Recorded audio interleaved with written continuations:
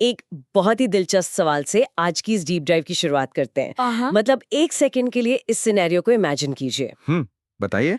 क्या एक 18 साल से कम उम्र का इंसान, यानी लीगली जिसे हम एक माइनर कहते हैं, वो बिना अपना एक भी पर्सनल पैसा या प्रॉपर्टी रिस्क में डाले किसी बहुत ही सक्सेसफुल पार्टनरशिप फर्म के प्रॉफिट्स का हिस्सा बन सकता है? अरे, सुनने में तो ये किसी वीडियो गेम के चीट कोड जैसा लगता है। बिल्कुल, जहां रिस्क एकदम जीरो है और रिवॉर्ड 100%। मतलब ऐसा लगता है जैसे प्रॉफिट सारा उस माइनर का और नुकसान या कर्जे की कोई टेंशन ही नहीं। राइट। पर रियल लाइफ की जो ये रूथलेस बिजनेस वर्ल्ड है, उसमें क्या लॉ ऐसी किसी चीज की इजाजत सच में देता है? ये एक बहुत बड़ा सवाल है। एग्जैक्टली और आज की इस डीप डाइव में हम इसी लॉ को स्पेसिफिकली इंडियन पार्टनरशिप एक्ट 1932 और कुछ बहुत ही फेमस लीगल केस स्टडीज के पन्नों को पलटने वाले हैं। हाँ, और हमारा मिशन बहुत क्लियर है आज। हम माइनर एज अ पार्टनर के इस कॉम्प्लेक्स कॉन्सेप्ट को पूरी तरह से डीकोड करेंगे। सही कहा।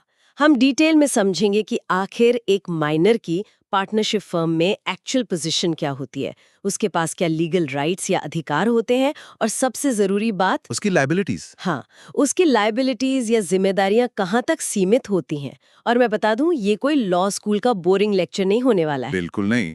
हम इसे real life examples, interesting court cases और सिंपल एनालॉजीज के जरिए ब्रेक डाउन करेंगे, ताकि लॉ का हर एक ट्विस्ट आसानी से समझ आ जाए। तो फिर इस लीगल पजल को सॉल्व करना शुरू करते हैं। सबसे पहले एक बहुत बड़े विरोधाभास यानी एक अल्टीमेट पैराडॉक्स को समझना जरूरी है। Contract act versus partnership act वाला पैराडॉक्स, राइट? हाँ, एक तरफ है इंडियन कॉन्ट्रैक्ट एक्ट और दूसरी तरफ है इंडियन पार्टनरशिप एक्ट। इस पैराडॉक्स को समझना इसलिए क्रूशियल है क्योंकि लॉ जनरली एक माइनर को बिजनेस कॉन्ट्रैक्ट से कोसों दूर रखता है। और उसका रीजन भी बहुत वैलिड है। अगर हम इंडियन कॉन्ट्रैक्ट एक्ट 1872 के बेसिक प्रिंसिपल्स को देखें, तो लॉ का बड़ा क्लियर मानना है कि एक माइनर के पास वो मेंटल मैच्योरिटी नहीं होती। वो समझ नहीं होती कि वो बिजनेस के कॉम्प्लेक्स डिसीजंस ले सकें। बिल्कुल, या उन डिसीजंस के फाइनेंशियल कॉन्सिक्वेंसेस को पूरी तरह से समझ सकें। इसलिए बच्चों को चालाक एडल्ट्स के एक्सप्लॉइटेशन से बचाने के लिए लॉ कहता है कि माइनर के साथ किया गया कोई भी एग्रीमेंट वॉइड एब इनिशियो होता है। वॉइड एब इनिशियो मतलब शुरुआत से ही शून्य या अमान्य। उस कॉन्ट्रैक्ट की लॉ की नजरों में कोई वैल्यू ही नहीं होती। एग्जैक्टली। और इस कॉन्सेप्ट को एक बहुत ही मशहूर और हिस्टोरिक केस ने पूरी तरह से एस्टैब्लिश किया था। मोहरी मीमी वर्सेस धर्मोदास घोष का केस। ओह, ये केस तो बहुत फेमस है। इसकी कहानी बड़ी इंटरेस्टिंग है। धर्मोदास घोष एक माइनर था जिसने अपने घर के पेपर्स एक मनी लेंडर के पास गिरवी रखकर यानी मॉर्टगेज करके एक बड़ा लोन ले लिया था। हाँ, और जब पैसा वापस करने की बारी आई तो माइनर ने पैसे नहीं दिए। तो मनी लेंडर कोर्ट चला गया कि प्रॉपर्टी बेचकर मेरे पैसे दिलवाए जाए। पर वहां प्रिवी काउंसिल ने एक लैंडमार्क जजमेंट दिया। उन्होंने कहा कि माइनर द्वारा किया गया ये मॉर्टगेज कॉन्ट्रैक्ट स्टार्ट से ही वॉइड था। मतलब मनी लेंडर को लॉ के बारे में पता होना चाहिए था। माइनर किसी वैलिड कॉन्ट्रैक्ट का हिस्सा बन ही नहीं सकता, तो प्रॉपर्टी बेचने का सवाल ही पैदा नहीं होता। सही बात है। अब यहाँ एक बहुत बड़ा लॉजिकल क्लैश पैदा होता है। एक ऐसा सवाल जो किसी को भी कंफ्यूज कर दे। मैं समझ रही हूँ आप किस तरफ जा रहे हैं। पार्टनरशिप भी तो आपस में एक कॉन्ट्रैक्ट ही है। बिल्कुल। पार्टनरशिप एक्ट का सेक्शन 4 यही कहता है कि partnership is the relation between persons who have agreed to share profits. Participate करना है। ये तो सीधा सीधा कॉन्ट्रडिक्शन है। और यहीं पर इंडियन पार्टनरशिप एक्ट का सेक्शन 30 एक सिनेमैटिक हीरो की तरह एंट्री मारता है और एक वीआईपी पास इशू करता है। हाँ, सेक्शन 30 क्लियरली कहता है कि भले ही एक माइनर किसी पार्टनरशिप फर्म का फुल फ्लेज्ड पार्टनर नहीं बन सकता, लेकिन उससे एक चालाक एक्सेप्शन के तौर पर पार्टनरशिप के सिर्फ बेनिफिट्स यानी फायदों में शामिल जरूर किया जा सकता है। वाओ, मतलब सिर्फ फायदे। ये लॉ का एक बहुत ही स्पेशल और रेयर एक्सेप्शन है। लेकिन एज ऑलवेज इन लॉ एक बड़ा कैच है। बिल्कुल, कैच है। इस वीआईपी पास को पाने के लिए दो बहुत स्ट्रिक्ट कंडीशंस पूरी करनी होती हैं। पहली कंडीशन ये है कि फर्म के सभी एग्जिस्टिंग पार्टनर्स की यूनानिमस कंसेंट यानी 100% सहमति होनी चाहिए। मतलब किसी एक पार्टनर या मेजॉरिटी के कहने से काम नहीं चलेगा। नहीं, अगर फर्म में 8 पार्टनर्स हैं तो 8 का अग्री करना जरूरी है। और दूसरी सबसे इंपॉर्टेंट कंडीशन ये है कि एक वैलिड पार्टनरशिप पहले से मौजूद होनी चाहिए। एग्जैक्टली। माइनर खुद दूसरे लोगों के साथ मिलकर कोई नई पार्टनरशिप शुरू नहीं कर सकता। इस दूसरी कंडीशन को बिल्कुल क्लियर करने के लिए एक रियल कोर्ट केस का जिक्र करना बहुत जरूरी है। Lakshmi Narayan versus Beniram case. ओह, ये केस तो लॉ की इस बारीकी को परफेक्टली हाईलाइट करता है। हाँ, इस केस में एक चलती हुई पार्टनरशिप फर्म थी जिसमें 2 लोग पार्टनर्स थे। अचानक उनमें से एक पार्टनर, जो कि एक पिता था, उसकी मृत्यु हो जाती है। और पार्टनरशिप एक्ट के हिसाब से अगर सिर्फ 2 पार्टनर्स हैं और एक की डेथ हो जाए तो आपस का कॉन्ट्रैक्ट खत्म हो जाता है और वो फर्म ऑटोमेटिकली डिसॉल्व हो जाती है। राइट। अब उस गुजर चुके पिता का एक माइनर बेटा था। केस इस मुद्दे पे कोर्ट में गया कि क्या उस माइनर बेटे को उस पुरानी फर्म के बेनिफिट्स में एडमिट किया जा सकता है ताकि बिजनेस चलता रहे। और कोर्ट ने सिचुएशन को देखकर बड़ा लॉजिकल पॉइंट रखा। पिता की मृत्यु के बाद वो फर्म तो लीगली बची ही नहीं। जब कोई एग्जिस्टिंग पार्टनरशिप ही नहीं है तो उस माइनर बेटे को एडमिट किस चीज में किया जाएगा? बिल्कुल। इसे एक सिंपल एनालॉजी से समझते हैं। ये बिल्कुल वैसा ही है जैसे कोई कम उम्र का व्यक्ति किसी हाईली एक्सक्लूसिव क्लब का फाउंडिंग मेंबर नहीं बन सकता। हाँ, वो फाउंडेशन स्टोन नहीं रख सकता। लेकिन अगर उस क्लब के एग्जिस्टिंग एडल्ट मेंबर्स चाहें और वो क्लब पहले से सक्सेसफुली चल रहा हो तो वो सब मिलकर यूनानिमसली उस माइनर को क्लब के वीआईपी लॉन्च का स्पेशल एक्सेस जरूर दे सकते हैं। कहने का मतलब ये है कि माइनर अपनी नई ट्रेन स्टार्ट नहीं कर सकता, वो सिर्फ एक पहले से चलती हुई ट्रेन में सवार हो सकता है। Perfect analogy. तो अब आगे बढ़ते हैं। जब माइनर को ये वीआईपी पास मिल गया है और वो इस बिजनेस क्लब के अंदर आ गया है तो अगला सवाल ऑटोमेटिकली ये उठता है कि उसे वहां क्या-क्या पर्क्स या अधिकार मिलेंगे। चलिए सेक्शन 30 के सब सेक्शन 2 और 4 को अनपैक करते हैं। यहाँ लॉ ने माइनर को काफी स्ट्रॉन्ग पोजीशन दी है। सबसे पहला और सबसे बड़ा अधिकार है प्रॉफिट शेयरिंग का राइट। हाँ, माइनर को फर्म की प्रॉपर्टी और आने वाले प्रॉफिट्स में अपना एक तय किया हुआ हिस्सा जरूर मिलेगा। जिस वक्त उसे बेनिफिट्स में एडमिट किया गया था तब सभी पार्टनर्स ने मिलकर जो भी परसेंटेज डिसाइड किया था उस हिसाब से माइनर को लगातार प्रॉफिट्स मिलते रहेंगे।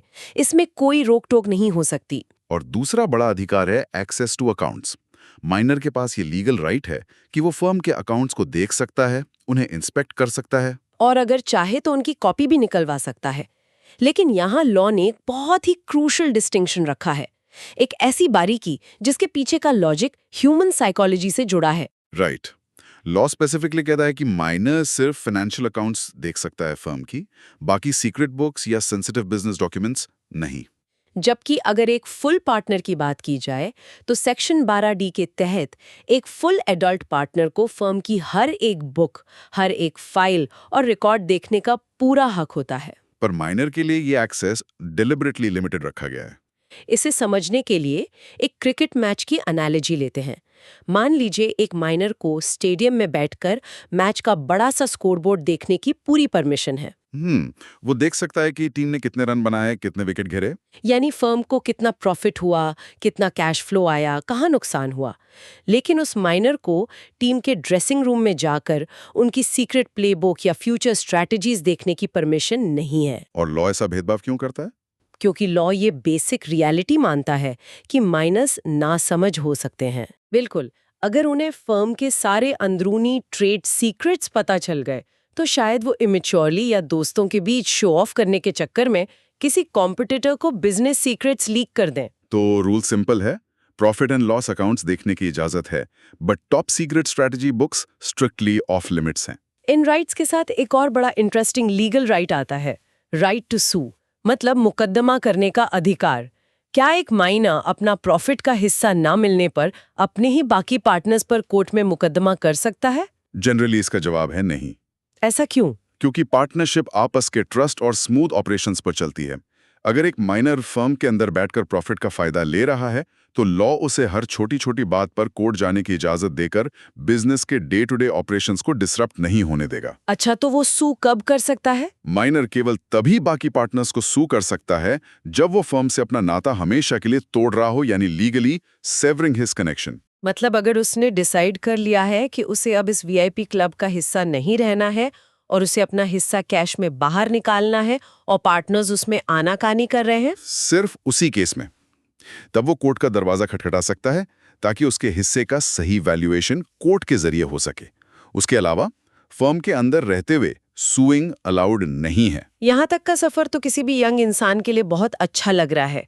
प्रॉफिट्स टाइम पर मिल रहे हैं, अकाउंट्स देखने को मिल रहे हैं और जनरल रिस्पेक्ट मिल रही है। हाँ, पर the reality of the business world is कि हमेशा प्रॉफिट नहीं होता। बिल्कुल नहीं। बिजनेस में हैवी लॉसेस भी होते हैं, मार्केट क्रैश होते हैं और कभी-कभी कर्जे इतने बढ़ जाते हैं कि फर्म डूबने की कगार पर आ जाती है। तो क्या ऐसी तबाही आने पर उस माइनर के पर्सनल पैसे भी डूब सकते हैं? ये बहुत इंपॉर्टेंट सवाल है और यहीं से हम एंटर करते हैं सेक्शन 30 सबसेक्शन 3 में, जो माइनर को एक अल्टीमेट सुपर शील्ड प्रोवाइड करता है लायबिलिटीज ड्यूरिंग माइनॉरिटी। अगर इसे लीगली डाइसेक्ट किया जाए तो लॉ कहता है कि माइनर की लायबिलिटी पूरी तरह से लिमिटेड होती है। इसका प्रैक्टिकल मतलब यह है कि फर्म के किसी भी एक्ट के लिए, चाहे फर्म ने कितना भी बड़ा लॉस किया हो, सिर्फ और सिर्फ फर्म की प्रॉपर्टी में माइनर का जो शेयर या हिस्सा है वही लायबल होता है। माइनर कभी भी पर्सनली लायबल नहीं होता। इस मैकेनिज्म को एक हाइपोथेटिकल वर्स्ट केस सिनेरियो से विजुअलाइज करते हैं। मान लीजिए एक पार्टनरशिप फर्म ने अपना बिजनेस एक्सपैंड करने के लिए बैंक से 10 करोड़ रुपए का बड़ा लोन लिया और मार्केट की हालत खराब हुई, बिजनेस फेल हो गया और फर्म कर्जे में बुरी तरह डूब गई। ऐसे में बैंक या क्रेडिटर्स अपना पैसा वसूल करने आएंगे। वो फर्म की फैक्ट्री बेच सकते हैं, इन्वेंट्रीज अप कर सकते हैं और उस पूरी फर्म की प्रॉपर्टी में जो उस माइनर का फाइनेंशियल शेयर था वो भी परमानेंटली डूब जाएगा। लेकिन द रियल क्वेश्चन इज, क्या वो अग्रेसिव क्रेडिटर्स उस माइनर के घर आकर उसकी पर्सनल प्रॉपर्टी को हाथ लगा सकते हैं? क्या वो उसकी पर्सनल बाइसिकल, उसके नाम पर किसी रिलेटिव का छोड़ा हुआ बैंक अकाउंट या उसकी पिगी बैंक तोड़ सकते हैं? जवाब है बिल्कुल नहीं। माइनर का पर्सनल पैसा और पर्सनल एसेट्स पूरी तरह से सेफ हैं, अनटच्ड हैं। और बात यहाँ तक ही नहीं रुकती, ये और डीप जाती है। अगर फर्म ऐसी हालत में आ जाए कि उसे लीगली इंसॉल्वेंट यानी पूरी तरह से दिवालिया घोषित करना पड़े, तब भी उस माइनर को पर्सनली इंसॉल्वेंट डिक्लेयर नहीं किया जा सकता। राइट। इंसॉल्वेंट बाकी फुल अडल्ट पार्टनर्स होंगे जिनकी लायबिलिटी अनलिमिटेड थी। माइनर का जो फर्म में शेयर है वो ऑफिशियल रिसीवर, जिसे कोर्ट अपॉइंट करता है, उसके पास चला जाता है डेट्स पे करने के लिए। लेकिन माइनर के पर्सनल लीगल स्टेटस पर दिवालिया होने का कोई दाग नहीं लगता। अगर इस पूरे सिस्टम पर गौर किया जाए तो लॉ का ये अप्रोच एक pure win win situation create करता है माइनर के लिए। बिल्कुल। लॉस हुआ तो सिर्फ इन्वेस्टमेंट गया, लेकिन पर्सनल एसेट्स पूरी तरह सेफ हैं। लॉ ने ये प्रोटेक्टिव मैकेनिज्म बहुत सोच समझकर बनाया है। इसका मेन ऑब्जेक्टिव है बच्चों को बिजनेस की दुनिया के जानलेवा खतरों और कर्जों से बचाना और साथ ही उन्हें प्रैक्टिकल बिजनेस सीखने और कमाने का मौका भी देना। ये सच में एक परफेक्ट बैलेंस है। लेकिन जैसा कि हम सब रियल लाइफ में जानते हैं, दुनिया में कोई भी सुपर शील्ड, कोई भी वीआईपी पास और कोई भी बचपन हमेशा के लिए नहीं होता। सही कहा। बचपन कभी तो खत्म होता है और अडल्टहुड की जिम्मेदारियां आती हैं। और यहीं से शुरू होती है इस लीगल फ्रेमवर्क की अगली phase, the ticking clock, attaining majority. जैसे ही माइनर अपनी जिंदगी के 18 साल पूरे करता है, यानी लीगली वो मेजॉरिटी अटेन करता है, लॉ के हिसाब से उसकी जिंदगी में एक इनविजिबल टिकिंग टाइम बॉम्ब, एक उल्टी गिनती शुरू हो जाती है। सेक्शन 30 सबसेक्शन 5 के तहत मेजॉरिटी अटेन करने के बाद इस न्यूली मिंटेड यंग अडल्ट के पास एक बहुत ही सीरियस और लाइफ ऑल्टरिंग फैसला लेने के लिए ठीक 6 महीने का वक्त होता है। अब यहाँ एक टेक्निकल और लॉजिकल पॉइंट है जो सबको ध्यान से समझना चाहिए। ये 6 महीने की क्लॉक आखिर कब से शुरू होती है? इसके 2 अलग-अलग स्टार्टिंग पॉइंट्स हो सकते हैं। पहला सिनारियो तो सिंपल है। जिस दिन वो 18 साल का होता है, वहां से ठीक 6 महीने का टाइमर स्टार्ट हो जाता है। लेकिन लॉ रियल वर्ल्ड कॉम्प्लेक्सिटीज को समझता है। कई बार ऐसा होता है कि माइनर को पता ही नहीं होता कि उसके माँ बाप ने या किसी दूर के रिलेटिव ने उसे किसी पार्टनरशिप फर्म के बेनिफिट्स में पेपर पर शामिल किया हुआ था। हाँ, वो तो अपनी स्कूल या कॉलेज की लाइफ जी रहा है आराम से। तो अगर उसे अपने 18वें जन्मदिन पर इस फाइनेंशियल अरेंजमेंट की नॉलेज ही नहीं है, तो क्लॉक स्टार्ट करना फेयर नहीं होगा। इसलिए लॉ कहता है कि क्लॉक तब स्टार्ट होगी जब उसे इस बात का पता चले। इन दोनों डेट्स में से जो भी डेट बाद में आएगी, whichever date is later, ठीक वहां से 6 महीने का वक्त शुरू होगा। और इस 6 महीने के इम्पोर्टेंट विंडो के अंदर उस यंग अडल्ट को एक फॉर्मल पब्लिक नोटिस देना होता है। उसे दुनिया को, फर्म के बाकी पार्टनर्स को क्लियरली ये बताना होता है कि क्या वो अब इस फर्म का एक फुल फ्लेज्ड अनलिमिटेड लाइबिलिटी वाला पार्टनर बनने के लिए तैयार है या फिर वो अब इस फर्म से अपना नाता तोड़कर बाहर निकलना चाहता है। और इसी पॉइंट पर आता है द ट्रैप ऑफ साइलेंस, यानी चुप्पी का जाल। ये बहुत डेंजरस है। अगर वो यंग अडल्ट इन 6 महीनों तक लॉ को हल्के में लेता है, कुछ नहीं बोलता, इग्नोर कर देता है या आलस के चलते प्रोसीजर स्किप कर जाता है, तो आगे क्या होगा? ऐसे में लॉ एक बहुत ही खतरनाक अजम्पशन लेता है। लॉ ऑटोमेटिकली ये मान लेता है कि उस इंसान ने पार्टनर बनना एक्सेप्ट कर लिया है। In this specific legal scenario, silence is absolute acceptance. बाप रे, इस साइकोलॉजी को समझना जरूरी है। एक यंग अडल्ट अपने 18वें जन्मदिन के बाद आलस करता है, सोचता है बाद में पेपर वर्क कर लूंगा। और उसका वो डिले उसके लिए आगे चलकर एक फाइनेंशियल नाइटमेयर बन सकता है। बिल्कुल, क्योंकि एक दिन अचानक बिना कोई साइन किए वो एक फुल पार्टनर बन जाएगा और उसकी बचपन वाली सुपर शील्ड हमेशा के लिए उससे छिन जाएगी। तो आखिर जब ये 6 महीने पूरे हो जाते हैं और पब्लिक नोटिस का वक्त खत्म होता है, तो प्रैक्टिकल टर्म्स में होता क्या है? एक चौराहे जैसी स्थिति बन जाती है। इन 6 महीनों के बाद उस यंग अडल्ट के पास बस 2 ही रास्ते बचते हैं। और दोनों ही रास्तों के लीगल कॉन्सिक्वेंसेस यानी नतीजे बहुत ही ड्रामेटिक और पावरफुल हैं। चलिए सेक्शन 30 सब सेक्शन 7 और 8 को डेप्थ में समझते हैं। मान लीजिए पहला रास्ता, सिनेरियो ए, वो लीगली पार्टनर बन जाता है। या तो वो छाती ठोककर पब्लिक नोटिस देकर पार्टनर बनता है, या फिर 6 महीने तक चुप रहकर डिफॉल्ट पार्टनर बन जाता है। ऐसे में फर्म की प्रॉपर्टी और प्रॉफिट्स में उसका जो हिस्सा या शेयर माइनर होते वक्त था, वो जनरली वैसा का वैसा ही रहता है। लेकिन यहाँ इंडियन पार्टनरशिप एक्ट का सबसे बड़ा ट्विस्ट आता है। सबसे बड़ा ट्विस्ट ये है कि अब वो थर्ड पार्टीज यानी फर्म के क्रेडिटर्स, लेंडिंग बैंक्स, उनके लिए वो पर्सनली लायबल हो जाता है। और ये लायबिलिटी किसी आगे की डेट या 18वें जन्मदिन से शुरू नहीं होती। ये लायबिलिटी होती है रेट्रोस्पेक्टिवली। इस रेट्रोस्पेक्टिव लायबिलिटी के कॉन्सेप्ट पर थोड़ा रुककर गौर करना चाहिए।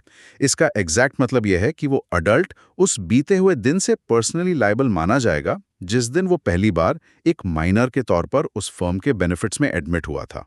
वेट, सच में? ये सुनने में थोड़ा अजीब और अनफेयर नहीं लगता था?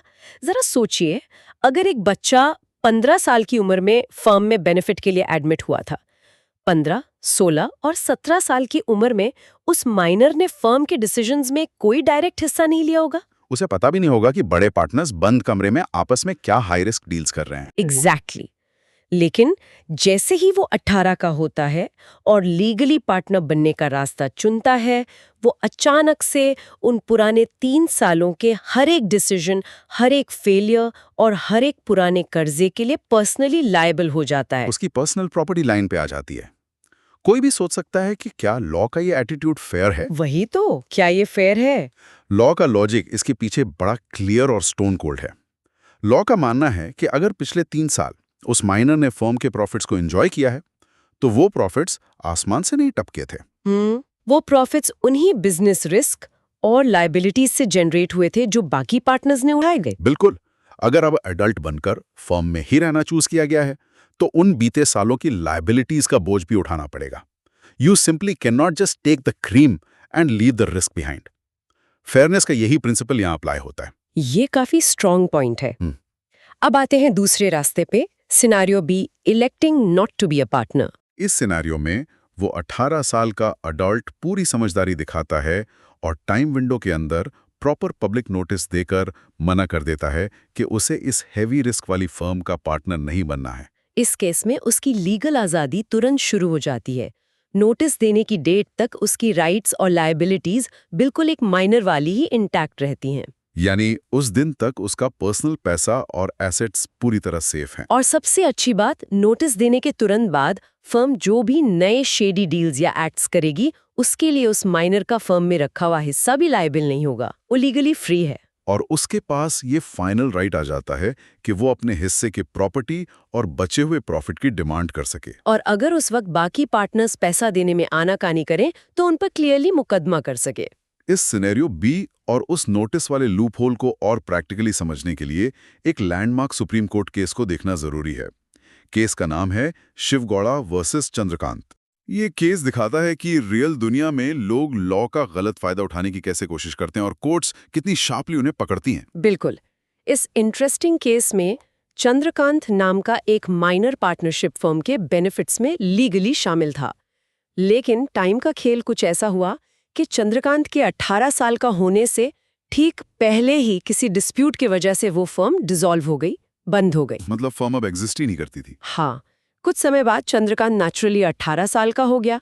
अब जो उस डूबी हुई फर्म के क्रेडिटर्स थे, जिन लोगों का लाखों का पैसा डूब गया था, उन्होंने अपना पैसा निकालने के लिए चंद्रकांत पर लीगल केस ठोक दिया। और उन क्रेडिटर्स का आर्ग्यूमेंट टेक्निकल लेवल पर बहुत ही चतुर और कनिंग था। उन्होंने कोर्ट में कहा कि देखिए माय लॉर्ड, इस चंद्रकांत ने 18 साल का होने के बाद उस 6 महीने के विंडो में कोई फॉर्मल पब्लिक नोटिस नहीं दिया, और लॉ साफ कहता है कि नोटिस नहीं देना मतलब पार्टनर बनना, यानी साइलेंस इज एक्सेप्टेंस। तो उनका पॉइंट था कि अब ये फुल पार्टनर बन चुका है, रेट्रोस्पेक्टिव लायबिलिटी इस पर आती है और अब इसकी पर्सनल प्रॉपर्टी बेचकर हमारा कर्जा चुकाओ, इसे तुरंत इंसॉल्वेंट डिक्लेयर किया जाए।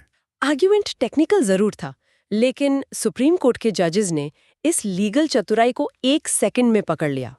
कोर्ट ने अपना जजमेंट देते हुए बहुत ही लॉजिकल बात कही। कोर्ट ने कहा, भाई पब्लिक नोटिस देने का मेन पर्पस क्या होता है? पर्पस ये होता है दुनिया को बताना कि आप उस फर्म में पार्टनर बनेंगे या नहीं। लेकिन जब चंद्रकांत ने मेजॉरिटी अटेन की, जब वो 18 का हुआ, तब तो वो फर्म सिरे से एग्जिस्ट ही नहीं करती थी। एग्जैक्टली जब फर्म ही जिंदा नहीं बची तो किसी नॉन एग्जिस्टेंट फर्म का पार्टनर बनने या ना बनने का नोटिस देना कंप्लीटली अब्सर्ड है। नोटिस देने का सवाल ही नहीं उठता। इस क्लियर लॉजिक के आधार पर कोर्ट ने ये ठहराया कि चंद्रकांत लीगली पार्टनर नहीं बना और वो उन क्लेवर क्रेडिटर्स को पर्सनल लेवल पर एक पैसा भी देने के लिए लायबल नहीं है। उसे इंसॉल्वेंट डिक्लेयर नहीं किया जा सकता। ये केस एक जबरदस्त एग्जाम्पल है जो दिखाता है कि लॉ सिर्फ अंधे रूल्स नहीं है, बल्कि इसकी इंटरप्रिटेशन हमेशा लॉजिकल और सिचुएशन डिपेंडेंट होती है। तो आज की इस पूरी चर्चा के सारे कॉम्प्लेक्स लेयर्स को अगर अब रैप अप किया जाए और इसकी एक समरी निकाली जाए तो ओवरऑल पिक्चर एकदम क्लियर हो जाती है। इंडियन पार्टनरशिप एक्ट 1932 इस पूरे मैटर में एक बहुत ही ब्यूटीफुली बैलेंस्ड अप्रोच रखता है। एक तरफ ये कम उम्र बच्चे को रियल बिजनेस की दुनिया को समझने, वहाँ के फाइनेंशियल डायनामिक्स को सीखने और वहाँ से बिना किसी पर्सनल रुइन के प्रॉफिट्स कमाने का एक बेहतरीन मौका देता है। ये माइनर के लिए सच में एक वीआईपी पास और सेफ सुपरशील है, लेकिन दूसरी तरफ लॉ सोसाइटी के प्रति भी अपनी ड्यूटी जानता है। राइट, लॉ ये मानता है कि किसी को हमेशा प्रोटेक्टिव शील्ड के पीछे छुपा के नहीं रखा जा सकता। जैसे ही वो माइनर 18 साल का एक यंग अडल्ट बनता है, लॉ उससे एक्सपेक्ट करता है कि अब वो मैच्योर तरीके से बिहेव करे और अपनी चॉइसेस की लीगल और फाइनेंशियल जिम्मेदारी खुद उठाए। वो चाइल्डहुड वाला प्रोटेक्टिव बबल आखिरकार पॉप हो ही जाता है। अब इस सब के बारे में सोचने के बाद आज की डीप डाइव खत्म करने से पहले एक फाइनल और थोड़ा सा प्रोवोकेटिव थॉट कंसिडर करना बनता है, जो हमारी ह्यूमन साइकोलॉजी और ईगो से जोड़ा है। इंटरेस्टिंग, बताइए। हमने लीगली नोटिस देने की बात की थी। एक सिचुएशन इमेजिन कीजिए जहां एक यंग अडल्ट 18 साल का होता है और वो बहुत लॉजिकली और स्मार्टली 6 महीने के अंदर पब्लिक नोटिस देकर पार्टनर बनने से सख्ती से मना कर देता है। ठीक है, मतलब वो पेपर पे लीगली फ्री हो गया, उसकी रेट्रोस्पेक्टिव और फ्यूचर पर्सनल लायबिलिटीज परमानेंटली खत्म हो गई। लेकिन यहाँ एंट्री होती है रियल लाइफ के दिखावे और ईगो की। नोटिस देने के बाद और लीगली फ्री होने के बाद भी वो यंग अडल्ट दुनिया के सामने, सोशल गैदरिंग्स में और इंडस्ट्री के बिजनेस इवेंट्स में ऐसे अक्कड़ के बिहेव करता है जैसे वो अब भी उस बड़ी फर्म का मालिक या हिस्सेदार है। ओहो, मतलब वो आम लोगों और बिजनेसमैन से उसी अथॉरिटेटिव और कॉन्फिडेंट टोन में मिलता है। बिल्कुल, अगर वो ऐसी पब्लिक इमेज प्रोजेक्ट करता है तो पार्टनरशिप एक्ट का सेक्शन 30 सब सेक्शन 9 यहाँ एक बिल्कुल नया लीगल खेल शुरू कर देता है, जिसे होल्डिंग आउट या एस्टॉपल का प्रिंसिपल कहते हैं। हाँ, ये बहुत ट्रिकी है। लॉ कहता है कि देखो, भले ही नोटिस दे दिया गया हो, लेकिन अगर आपका फिजिकल कंडक्ट, आपका सोशल शो ऑफ और आपकी बातें दुनिया को ये पक्का विश्वास दिलाती हैं कि आप अब भी पार्टनर हैं, और उस झूठे विश्वास के आधार पर कोई अनजान थर्ड पार्टी उस फर्म को नई क्रेडिट, लोन या गुड्स दे देती है, तो लॉ उस आजादी वाले नोटिस को साइड में रख देगा। लॉ ऐसे इंसान को पार्टनर बाय होल्डिंग आउट मानेगा। और इसका नतीजा क्या होगा?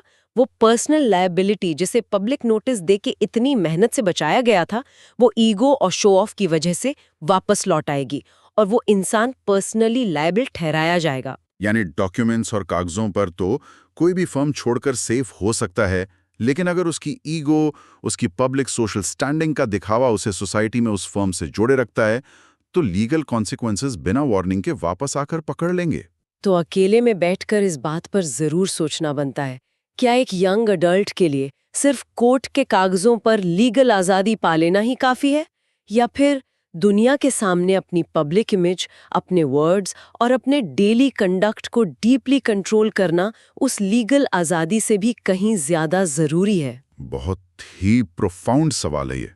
इंडियन पार्टनरशिप एक्ट का सेक्शन 30 माइनर की लीगल एग्जिस्टेंस का पूरा सर्कल कंप्लीट करता है, फायदे से लेकर लायबिलिटी तक और प्रोटेक्शन से लेकर पब्लिक अकाउंटेबिलिटी तक। लॉ की दुनिया बाहर से सुनने में जितनी कॉम्प्लिकेटेड और ड्राई लगती है, अगर उसके अंदर का लॉजिक और ह्यूमन साइकोलॉजी समझी जाए तो वो उतनी ही फैसिनेटिंग होती है। बिल्कुल। इस लीगल मेज को और डीपली एक्सप्लोर करते रहिए और बिजनेस लॉ के इन पन्नों के पीछे छुपे लॉजिक पर सवाल उठाते रहिए। आज की इस चर्चा में जुड़ने के लिए बहुत बहुत शुक्रिया।